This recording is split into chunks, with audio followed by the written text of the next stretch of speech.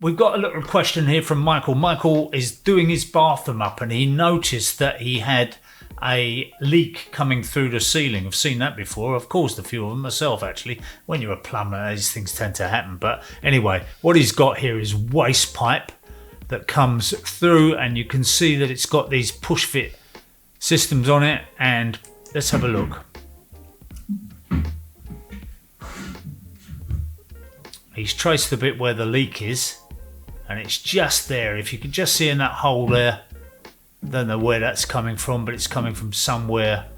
The flow should be going this way, down along there, and the reason we know that is because there's a swept bend there. So that one is joining, something from the next room is joining there, and the whole thing hopefully is going off to the soil stack there.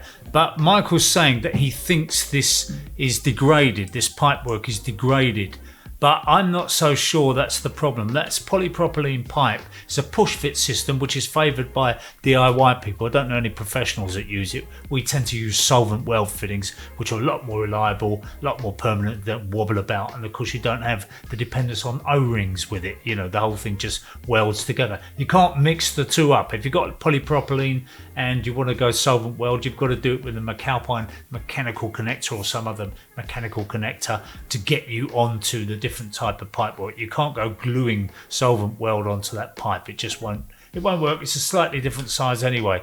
So what I would suggest is I would just pull that pod out, because I think it's horrible stuff, and if you're doing the bathroom, why not do it properly? It's not expensive. You know, waste pipe is one of the cheaper components in a plumbing system, so you could move all that lot out, get rid of it, and put in some nice solvent weld. And what he found is actually this joint here, it wasn't leaking in as much as the O-ring had gone. What had happened is the pipe had come away from the fitting itself, so that it was just hanging in there with a wing and a prayer. So that kind of thing is unfortunately something that happens with this push fit system, because unless you clip the pipe very carefully, keep everything really rigid, there are times, I've even known it when people have been plunging a sink and they've got all this push fit stuff underneath, and they go at it with the plunger a little bit vigorously, and the whole thing just blows apart because it won't take the pressure. I think you can tell that I'm not a fan of the push fit waste system. Anyway, that's the answer, Michael. Rip it all out, start again,